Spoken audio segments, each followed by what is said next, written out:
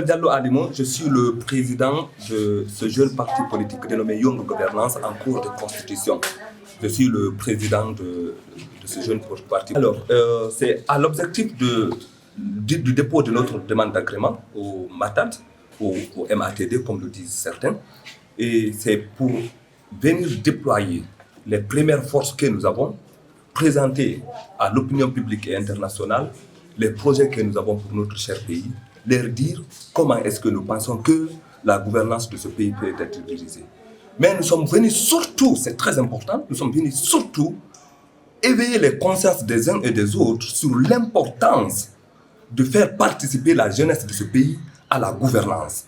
Parce que, nous l'avons dit, plus de 60% de la jeunesse, plus de 60% des 12 ou 13 millions des habitants de la Guinée sont des jeunes moins de 25 ans. Il est donc essentiel pour les administrateurs actuels de faire participer cette jeunesse à la gouvernance de ce pays. Et c'est l'un des points qui nous tient à cœur, sur lesquels nous sommes venus discuter aujourd'hui. Les axes, nous avons établi ici 10 axes. Pour nous, l'État ne peut pas tout faire. L'État ne peut même pas se permettre de tout faire. Mais il y a des axes qui débloquent d'autres. C'est-à-dire, on habille Amara, Amara habille son fils, et le Kodada, et ça passe. Et ces axes, c'est quoi? L'État doit se concentrer sur ces rapports entre eux et l'extérieur, et ses partenaires à l'extérieur. On a tout de suite parlé de ces panafricanistes qui veulent une rupture totale. Young Governance est opposé à toute démarche qui poursuit une rupture totale entre le pays et les partenaires étrangers. Que ce soit la France, que ce soit les États-Unis, que ce soit la Chine, nous croyons qu'il faut un partenariat solide avec ses partenaires. C'est un moyen de développement durable qu'on ne peut pas négliger.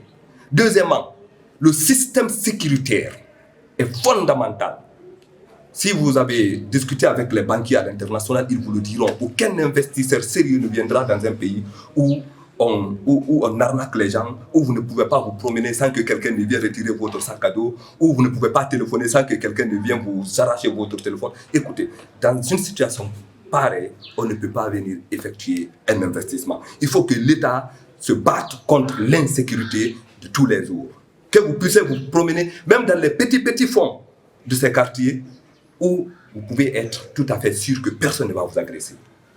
L'éducation, le système sanitaire, ce sont des axes qu'il faut en finir complètement. Il est inadmissible que quelqu'un parte, il sorte de l'université et qu'il n'arrive pas vraiment à trouver des initiatives par lui-même. C'est ici seulement que vous entendez, je suis sorti de l'université, je cherche quelqu'un qui va me pister. Je cherche quelqu'un qui connaît quelqu'un qui va m'envoyer à la fonction publique. Je cherche quelqu'un qui connaît quelqu'un qui va m'aider à trouver un stage. Mon frère, où est-ce que tu as eu ton diplôme? Quand même, si tu l'as bien eu, tu ne chercheras pas quelqu'un pour te pister. On est d'accord. Donc, il faut renforcer le système éducatif en Guinée, de sorte que les étudiants qui sortent là soient convaincus qu'ils peuvent eux-mêmes s'en sortir sans l'aide de quelqu'un. Le système sanitaire, c'est dommage. Depuis 1958 jusqu'à aujourd'hui, tu es enrhumé, si tu ne fais pas attention, c'est des complications. Après, c'est la morgue. Il faut qu'on en finisse avec ça. Moi, ça me fait mal. Ça me fait mal. Il y a des maladies, on n'en voit plus ailleurs, même au Sénégal ici. C'est un facteur. Et l'autre facteur, on a parlé de la redistribution des richesses. Il faut que le citoyen comprenne à quel niveau la Guinée est riche. Pas seulement à travers le produit intérieur brut. Moi-même, je ne connais pas c'est quoi. Concrètement, si vous me demandez c'est quoi le produit intérieur brut, je ne peux pas rentrer dans ces aspects techniques de l'économie. Est-ce que tout ce que je veux savoir, si je pars avec 10 000 francs au marché, qu'est-ce que je peux apporter à la maison? Le citoyen doit le savoir. Et nous, chez Young Governance, on a fait une étude de faisabilité.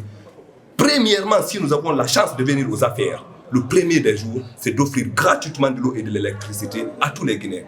D'autres vont me dire, Allah Akbar, c'est qui ça? Mais c'est de la vérité, c'est de la vérité. On a fait une étude de faisabilité. On a pris des données au niveau du ministère du Plan, au niveau du ministère du Budget, au niveau du ministère de l'Économie et des Finances. On a fait des études, on a compris que c'est bel et bien faisable.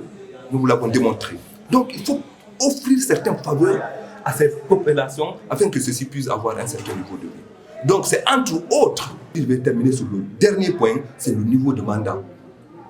L'une des préoccupations de la Young Governance, c'est d'instaurer un système de mandat unique dans ce pays. 12 millions d'habitants, 13 millions d'habitants. Personne n'a le droit de consommer le bonheur du Sud. personne n'a le droit de faire un mandat, plus d'un mandat. Parce que si je suis intelligent, vous sortez derrière ici, vous allez trouver plusieurs autres intelligents garçons, plus que moi. Des gars que je ne peux même pas challenger. Sur quelle base, moi, je peux prétendre faire deux mandats de défense ici? Ce n'est pas possible. Donc, nous sommes convaincus pour promouvoir l'innovation dans ce pays, pour promouvoir l'évolution, pour promouvoir le développement durable, nous devons instaurer un système de mandat unique. Je crois que ce message va toucher les autorités et qu'ils vont en prendre compte dans le cadre de la rédaction de la nouvelle constitution.